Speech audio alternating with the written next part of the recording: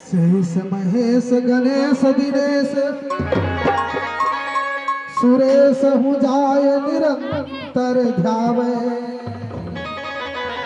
ताहि अखंड अनंत अनादि अछेद अभेद सुवेद बतावे। नारद से सुख व्यास रहे बची हारि को पुण्य पारन पावे ताहि अहीर किछो हरिया छछिया वरिछा चपे नाच नचावे। अब इधर तो भगवान को एक देखो तो सही, सुखदेव बाबा कहते परीक्षित जिस पर ब्रह्म एक उंगली के इशारे पर संसार नाचता है और वो परब्रह्म एक मुट्ठी छाछ के लिए चुल्लू छाछ के लिए गोपियां कहती है कन्हैया थोड़ा सा ठुमका दिखा दो ना, तुम्हें मैं छाछ दूंगी। तो ठुमके के लोभ से छाछ नाच दिखाने लग जाते हैं। और एक गोपियां कहती है अरे सखियो मालूम है शृणु सखी कौस्तुकमेकं नंद निकेतनांगमया दृष्ट्वा गौधूलिधुरसितांगः नृत्यन्ति वेदांत सिद्धा। मालूम है आज मैंने विचित्र दृश्य देखा है सखियों। गोपियां बोली क्या देखा? बोले गाय के धूल से दूषित अंग वाले जो वेदांत के प्रतिपाद्य ब्रह्म आज यशोदा के आंगन में मैंने नाच करते हुए देखा है। इस बात को सुनकर के गोपियों के नेत्र सजल हो गए और गोपियां ने मन में सोचा कि क्या करूं, गोविंद का दर्शन कैसे होगा, प्रभु का दर्शन कैसे होगा। अरे बहुत दिनों से लाला कन्हैया का दर्शन नहीं हुए। मन में विचार कर रही थी क्योंकि देखे बिन काना जब मन नहीं माना, इन आंखों से आज हमने ब्रह्म को पहचाना। कृष्ण पद कमलों में मन को लगाना, इन गोपियों का ताना उलाना तो एक बहाना है। और आज आपस में सवन गोपियों ने विचार किया बहना बहुत दिनों से लाला कन्हैया का दर्शन नहीं हुए, चलो एक नुक्सा निकालते हैं। एक गोपियों ने कहा अरे अरे बहना मुझे एक नुक्सा दिख गया। बोला क्या? बोला देखो अपने घरन की मटकन को फोड़ डालेंगे और मटकन को फोड़ करके जब प्रभु पूछे, सासू माँ पूछे कि घरन की मटका किसने फोड़ी, तो नंद का छोरा का नाम लगा देंगे, नंद का छोरा का नाम लगा देंगे।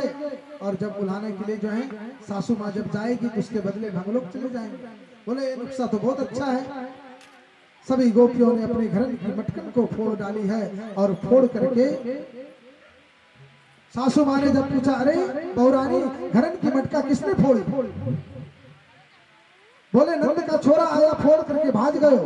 बोले नंद का छोरा का ये हिम्मत, अभी मैं नंद रानी को बताती हूँ, उलाना दे करके आती हूँ। बहुरानी ने कहा कि अम्मा अरे आप तो बूढ़ी हो गई, आप क्यों परेशान होंगे, आपके बदले में हम लोग चलते हैं। और समस्त गोपियां जो है एक चौराहे पर इकट्ठी हुई है, नंद भवन की ओर जा रही है। नंद रानी अट्टारिका पर बैठी हुई थी। नंद रानी ने देखा अरे आज तो कोई एकादशी व्रत की कथा नहीं, सत्यनारायण भगवान की भी कथा नहीं है। फिर ये हजारों गोपियां मेरी भवन की ओर क्यों आ रही है? समझ गई मेरो छोरा ने कोई उद्यम मचाए होंगे और बाहर से आवाज लगाया। नंद रानी ने स्वागत किया, आओ गोपियों सुस्वागतम पधारो। बोले बताओ पहले तो तुम्हारा छोरा कहाँ है? बोला मेरो छोरा मेरो पलंग पे सोए है। बोले पहले उसे बाहर निकालो। नंदरानी ने कहा बाबरी बात क्या है बता तो सही। बोले भैया एक शिकायत हो तब तो, अनेकों शिकायत है। आइए सुखदेव जी महाराज के शब्दों में। वत्सान मुंचत कुचित समय क्रोश संजात हासः श्वेतं जे विधातहि पया कल विषयस्ते योगेन मरका भोक्षा विभजिता सचेति भाण्डभिगच्छिता द्रव्यालभे सकृहत् कुपितो यादृच्छो शोक जातः। एक गोपिया ने कहा भैया तेरो लाला ने माखन मिश्री की चोरी करे। भैया ने कहा 100 मक्खन मिश्री खाए होंगे तो मुलाना देने चली आई, शर्म नहीं आती? गोपियों ने कहा भैया वो बात नहीं है, अरे अपने खाए तो खाए, कोई बात नहीं, खाने पीने की चीज है, कोई बात नहीं, खाई ली हो तो कोई बात नहीं। लेकिन मरकान भक्षण एक आवाज लगाता है सैकड़ों बंदर इकट्ठे हो जाते हैं और अपने भी खावे बंदरन को भी लुटावे। और इतना ही नहीं, दूसरे ने कहा भैया मेरी भी सुन ले। बोले तू भी सुना दे। बोले गाय दूने के जो होता है ना वो बछड़े को खोल देता है। बोला तो बढ़िया तो करता है, तुम्हारा एक काम तो कर दिया ना मेरे छोरा ने। बोला ना भैया क्वचित समय जो गाय दूने का समय नहीं है उस समय जाकर के बछड़े को खोल देता है। एक ने कहा भैया तू मेरी भी सुन ले। बोले तू भी सुना दे। बोले भैया 100 छोरा है और बुद्धि देखो कितने। मैंने सोचा कि चलो आज देखते हैं। मटकिन को हमने जो है ऊपर सीके में रख दिया और वहां भी जाकर के एक दूसरे के ऊपर एक के ऊपर एक सवार होकर के उसके बाद श्रीमान जी जाकर के खड़े हो जाते हैं। बोलो सच्चिदानंद भगवान की। भैया तेरो लाला है ना वो गली गली में चोरी करते हुए डोल रहे हैं। तेरो लाला गली गली में डोल रहे हैं। अरे एक दिन एक ने कहा मेरी भी सुन ले। बोले तू भी सुना दे। बोले तेरो लाला मेरो पति जी ने एकादशी व्रत किए थे तो रात्रि के समय हम लोग जो भोजन करके अंधेरी रात्रि में वो भी जो है ओजी करे मैं भी ओजी करूं और दोनों में घींचा तानी हुई, आधी दाढ़ी तो उनकी यूं ही निकल गई।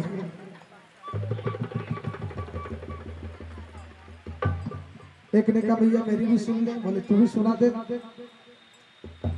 बोले एक दिन की बात है, मैं सत्यनारायण भगवान की पूजा करने जा रही थी और तेरो लाला ने आकर के कहा भाभी जी मैं आ गया हूं, मेरा भोग लगा दो।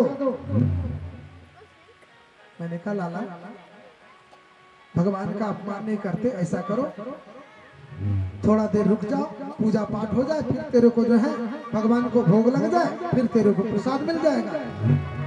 गुस्से से तिलमिला गया, उठकर चले गए।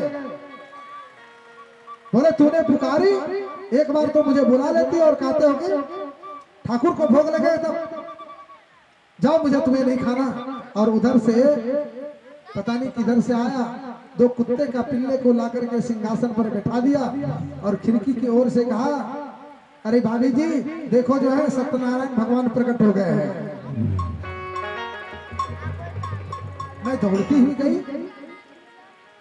मैंने कहा हो सकता है भगवान प्रसन्न हो गए, प्रकट हो गए, और वहां जाकर के देखा तो 2 कुत्ते का पिल्ला जो है सिंहासन पर पड़े हुए। भैया इस प्रकार से ब्रज में उद्यम मचा रहे हैं, तुम्हारा लाला चोरी कर रहे हैं,